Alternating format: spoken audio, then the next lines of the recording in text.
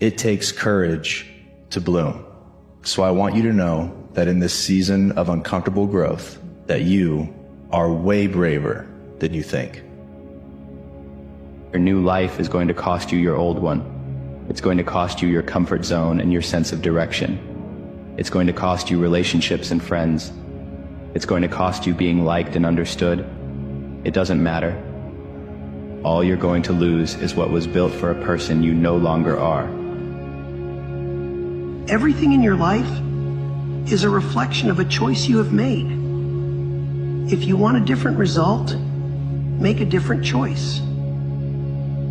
Everybody has the desire to do something, but they don't have they don't know how to really complete the process of dedicating themselves and having the discipline to do it.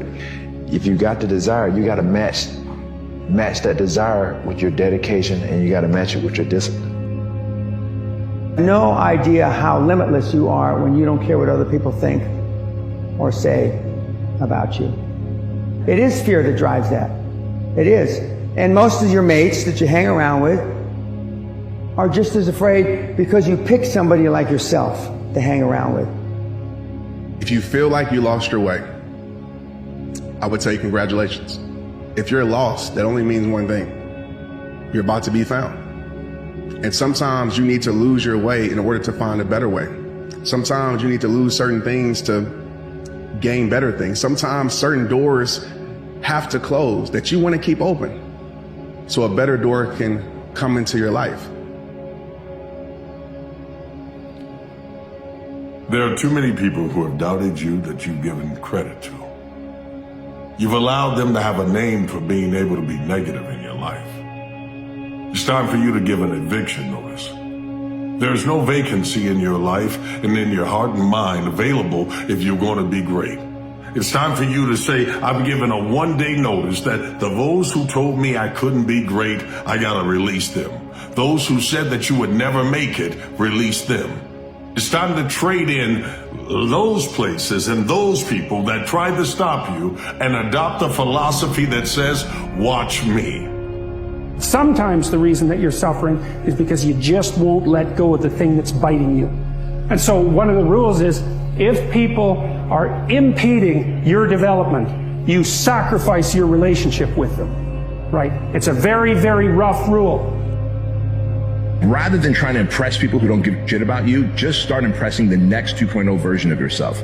Like, what would the next highest, most stoic version of you be impressed by today? Would it be impressed by the fact that you're going to bed earlier? That you're waking up and getting your workout in? That you're eating right? What would the future self be impressed by? Make a list of 3 to 5 things and then start doing those things. Like, those are the things I love, impressing the future me versus trying to impress the people around me. I think something that keeps people so stagnant is the fear of stepping into the unknown. You know, staying where we are is painful and we don't like it, but we allow the fear of stepping into the unknown to keep us in situations that we don't even like because we're scared to take that leap. We're scared to really, you know, put ourselves out there and lean into that uncertainty. But you got to understand that uncertainty is a gift. It is a gift. It's quite possible that things could turn out better than you could have ever imagined. Sometimes scenarios play out in our lives and things don't work out the way that we wanted them to. And the reason for that is because the universe knows that you deserve way better. So, when a door closes in your life that you really wanted to enter, first, grieve it, and then get really excited because the next door will be the one that was made for you. I think as a human, sometimes you feel like you always gotta wait for the right time, what makes sense to you to actually start executing, to actually stop making excuses, to doing the things that you always really wanted to do. And I'm starting to find myself now being like, nah, there is no right time to do anything. You just gotta start doing. It's time for them to see that everything that's within you, every dream that God gave you, can become a reality. But in order to get there, you gotta put a seed in the ground of belief. You gotta be able to water it with daily affirmations. You gotta be able to step on it, to pack it down, to make sure that there is nothing to snuff out, and then allow the sun to rain down on it. I mean, every single day you allow light in by separating yourself from negative people. And then while they're sitting there watching you, day after day, you'll begin to grow. And in the beginning stages of you going after your greatness, it'll be difficult for some people to tell the difference between a weed and that which took seed. But it won't take long, because that which has a seed will one day show up with fruit. See, fruit will remain out of the work that you do today. People's lives will be changed. People will see what you are. There is something on you that is calling us to acknowledge you. And I'm here to validate and say, you are great just the way you are. If you have a goal, you have a responsibility to rise to the level required to achieve it. A responsibility to respect yourself enough to put in the work. It won't be easy, but if it was, everyone would do it. There wouldn't be so many early mornings, failures, or sacrifices.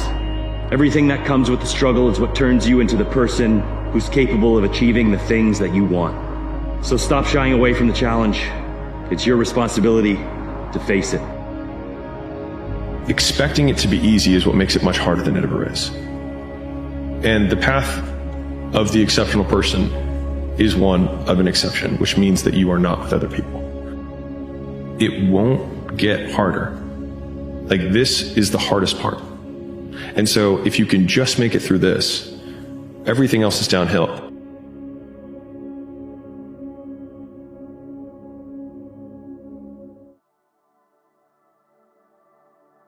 Get to where you want in life, just not in the way you imagined. And that's because the path that's paved is far different to the path we pave.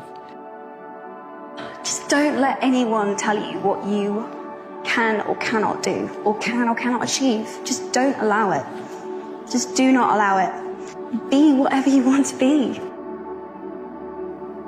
Stop tying your value and worth to external achievements. How much money you make, the position at your company, what kind of car you drive. Your value must be linked to something greater than material things that can disappear overnight. Greater than what the world defines as success. Instead of looking out here for validation about your value, look internally. Look at your heart.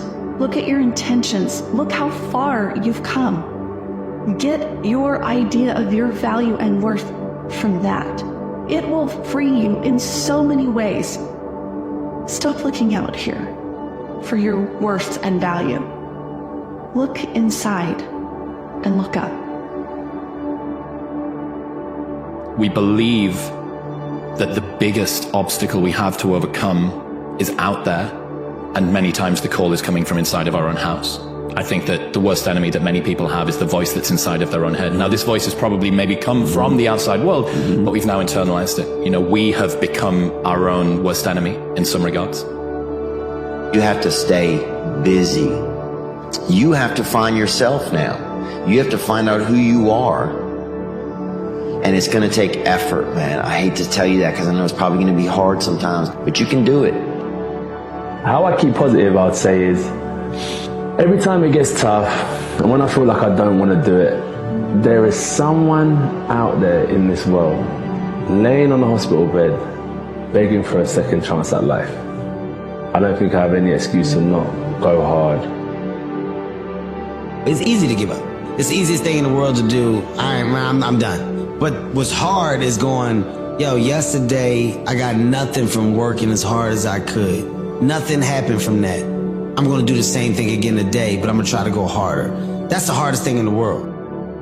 And give 100% and be in the same position that you were each day, but mentally know that you're trying and trying and trying. That's a real grind. Your current situation is not your final destination. There's more to your life. And I know right now it's hard for you to believe that, but I need you to believe it. Like, everything you're currently facing is building you for something greater. You're more than your struggles. You're more than your pain. I know you feel like nobody understands you, nobody gets you. I know you feel alone and isolated. I want you to flood your life with appreciation, even for the little things, the small things, for breath in your body, for your heartbeat. Because appreciation is the first step to elevating your life. So I want to tell you, I'm proud of you for not giving up when it's so easy to. Your work ethic reflects your gratitude, which ultimately leads to your results. The grateful person shows up early. The grateful person gives full effort. The grateful person asks several questions. Look around you, and you can tell those who are grateful by their work ethic.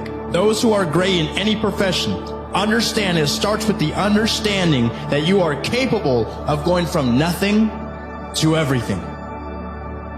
But here's the thing, that if you have a very clear vision and you're absolutely convinced and have the faith in your vision, then all the work that you need to do becomes easier because there's a purpose for it. Haven't you imagined a better life? Okay, who you think he showed it to? He showed it to you. Why you think he showed it to you? Because he want to give it to you. But if you don't work, if you don't ask him for it, he cannot give it to you because he created us with the power of choice. It's not okay for you to be a weak loser. It's not okay. And the reason it's not okay is because you could be way more than that. And it's a crime, an ethical crime, for you to allow all that necessary potential to go to waste. It hurts you, it hurts your family, it hurts the world. Really, really, it does. There are two types of pain, the pain of action and the pain of inaction. The pain of action is blunt, in your face, and forces you to grow. For every hour we suffer through sharpening our skills, being proactive, and restoring order, we don't reduce the amount of pain we face, but rather we take it on the chin. We sign up for it up front. And because of this voluntary acceptance, day after day, we gain the strength to shoulder it. By embracing pain instead of running from it, we are simultaneously transformed by it. We become someone we are proud of, someone that others can depend upon, which in turn gives meaning to the pain. And it's this feeling of growth and progress that helps us feel useful to ourselves, useful to others, which gives the suffering a purpose. I don't think anyone who suffered a tragedy that has gotten through it in some way will tell you, I needed to find deeper meaning in my life. Once something has happened that is a tragic event, a loss, a death, or anything that is a setback, some people numb themselves. But that doesn't mean the pain's not there. It just means you're not feeling it. Tragedy is just too strong, too powerful for the mind to fathom, let's be honest. The mind cannot deal with it. So you have to go deeper than the mind. And the place that's deeper than the mind is love, faith, hope, meaning, and purpose. And that's what you hold on to for your dear life. And you just forge ahead. And some days are going to be harder and some will be easier. Sometimes it's very painful. And if you can move from one day to the next, you get stronger, whether you know it or not. And ultimately what will emerge is a new person. A person that you'll see that you went through the fire and you become a more powerful person in the process.